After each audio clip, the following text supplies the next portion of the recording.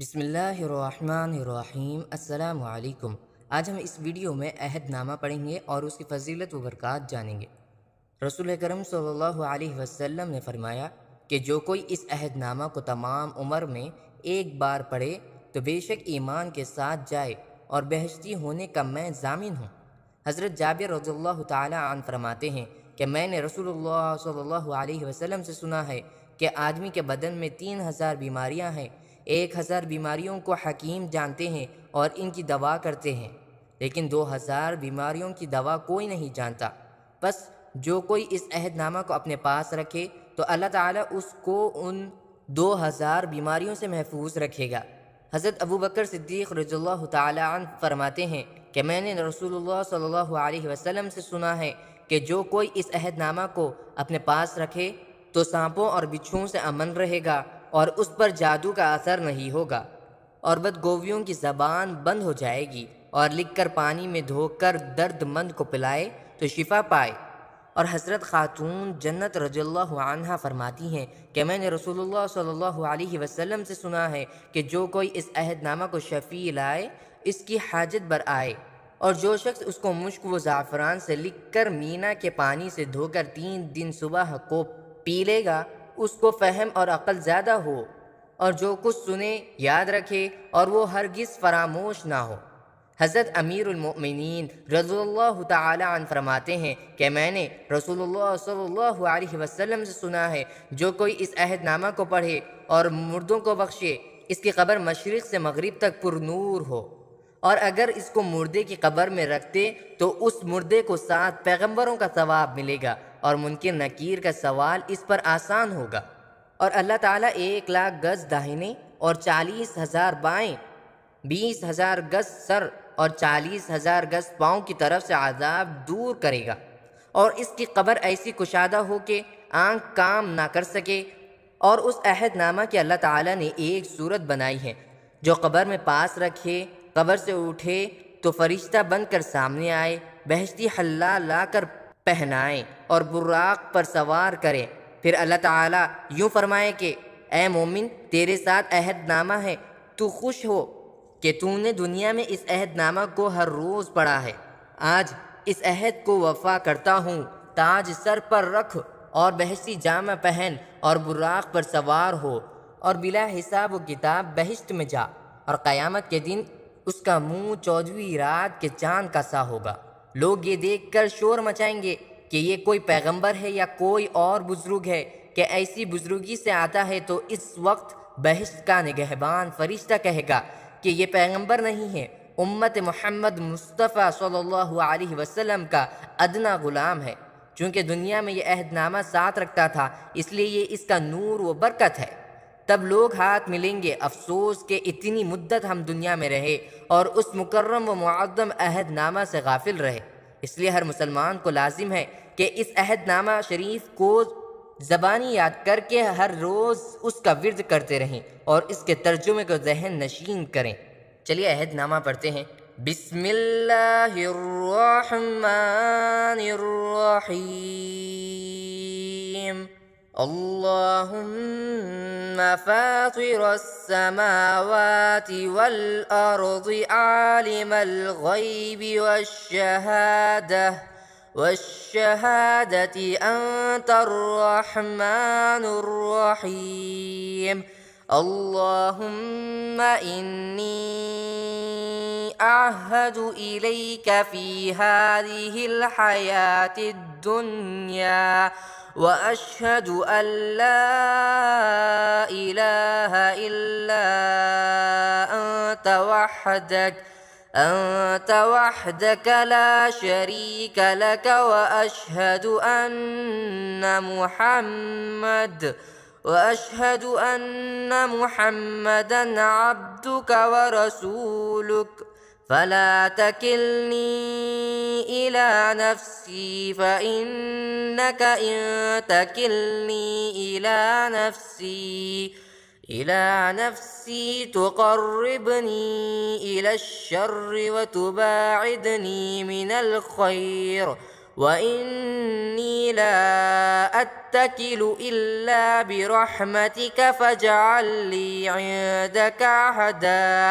عندك أحدا توفيه إلى يوم القيامة إنك لا تخلف الميعاد.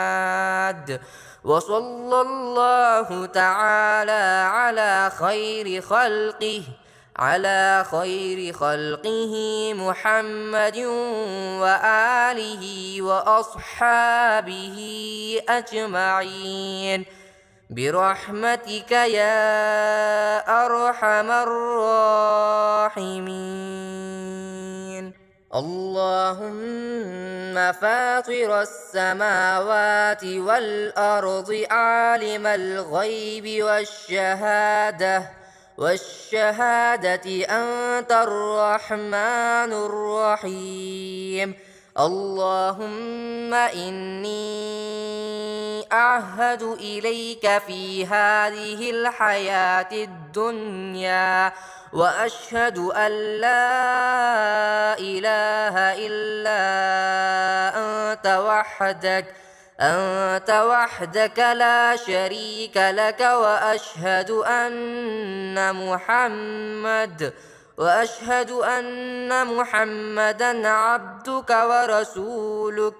فلا تكلني إلى نفسي، فإنك إن تكلني إلى نفسي تقربني إلى الشر وتباعدني من الخير. وإني لا أتكل إلا برحمتك فاجعل لي عندك أحدا توفيه إلى يوم القيامة إنك لا تخلف الميعاد. وصلى الله تعالى على خير خلقه محمد وآله وأصحابه أجمعين برحمتك يا أرحم الراحمين. اللهم فاطر السماوات والأرض عالم الغيب والشهادة أنت الرحمن الرحيم. اللهم إني أعهد إليك في هذه الحياة الدنيا وأشهد أن لا إله إلا أنت وحدك لا شريك لك، وأشهد أن محمدا عبدك ورسولك. فلا تكلني إلى نفسي، فإنك إن تكلني إلى نفسي تقربني إلى الشر وتباعدني من الخير. وإني لا أتكل إلا برحمتك فاجعل لي عندك أحدا توفيه إلى يوم القيامة إنك لا تخلف الميعاد. وصلى الله تعالى على خير خلقه محمد وآله وأصحابه أجمعين برحمتك يا أرحم الراحمين. اللهم فاطر السماوات والأرض عالم الغيب والشهادة أنت الرحمن الرحيم.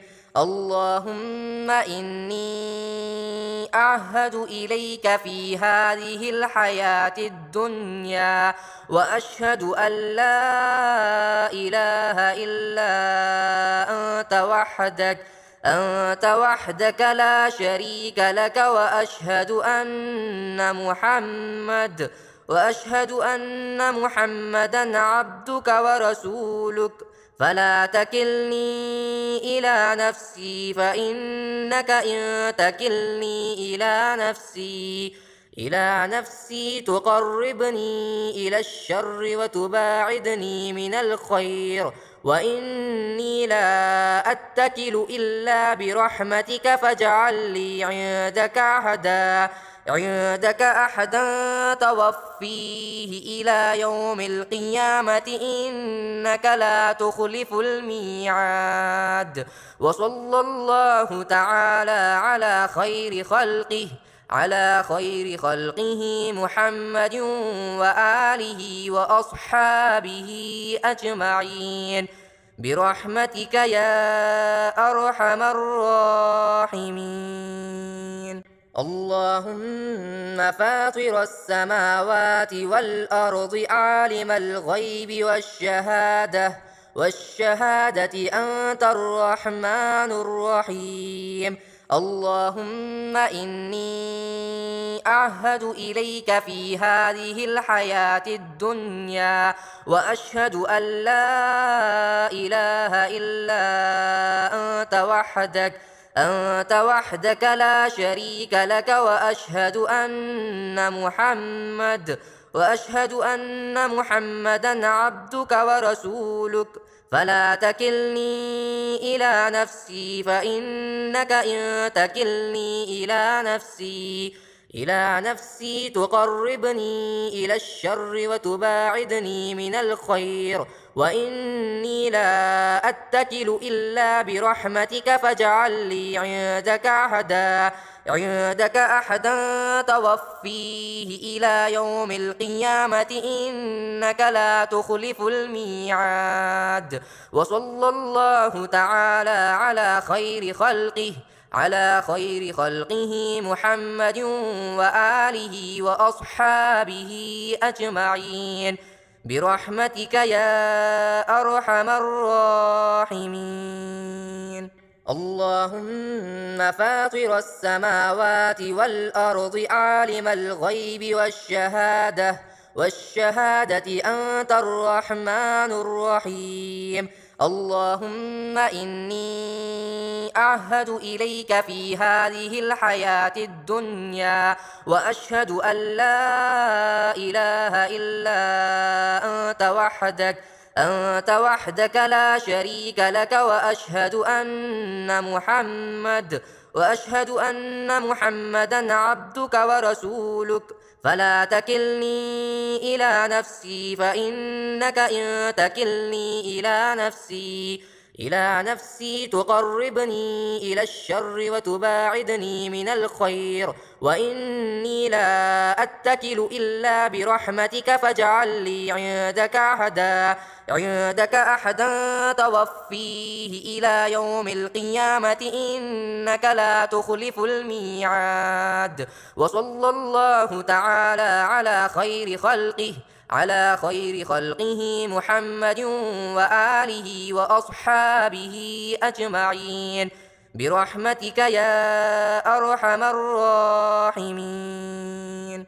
اللهم فاطر السماوات والأرض عالم الغيب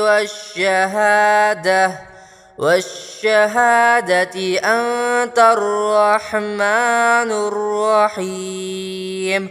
اللهم إني أعهد إليك في هذه الحياة الدنيا وأشهد أن لا إله إلا أنت وحدك لا شريك لك، وأشهد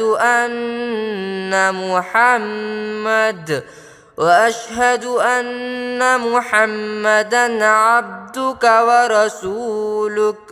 فلا تكلني إلى نفسي، فإنك إن تكلني إلى نفسي تقربني إلى الشر وتباعدني من الخير، وإني لا أتكل إلا برحمتك فاجعل لي عندك أحدا توفيه إلى يوم القيامة إنك لا تخلف الميعاد. وصلى الله تعالى على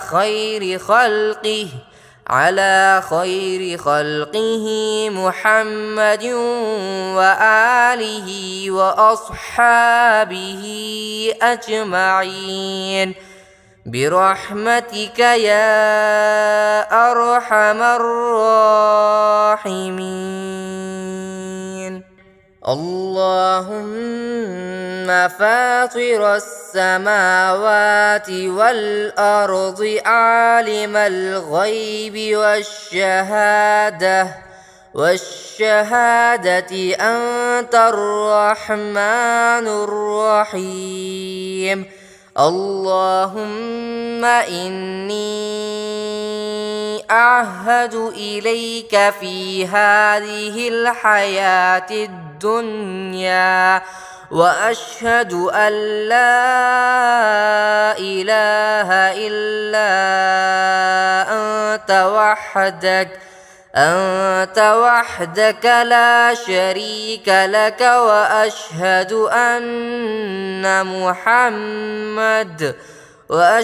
أن محمدا عبدك ورسولك. فلا تكلني إلى نفسي فإنك إن تكلني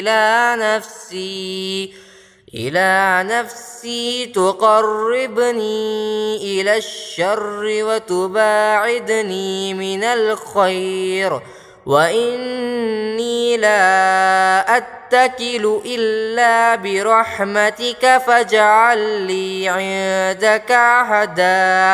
عندك أحدا توفيه إلى يوم القيامة إنك لا تخلف الميعاد.